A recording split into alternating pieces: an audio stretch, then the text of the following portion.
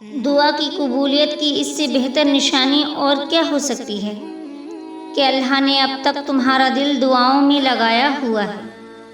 اللہ نے تمہیں پریشان دیکھا ہے، اللہ نے تمہیں خاموشی سے بکھرتے دیکھا ہے، تمہارے آنسو، تمہارے درد کو جانتا ہے۔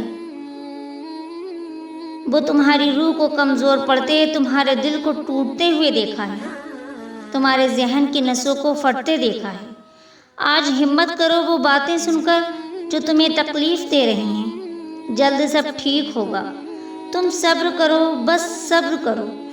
تکلیف کے لمحے گناہوں میں کمی کر دیتے ہیں۔ یہ آزمائشیں کچھ ہی وقت کی ہیں، بہت قیمتی ہوتے ہیں وہ دکھ جو آپ کو نماز تک لے جاتے ہیں۔ دل کو اللہ سے جوڑ لو اور پھر مقدر کو اللہ پہ چھوڑ دو، پھر وہی ہوگا جو تمہاری دعاؤں میں ہے۔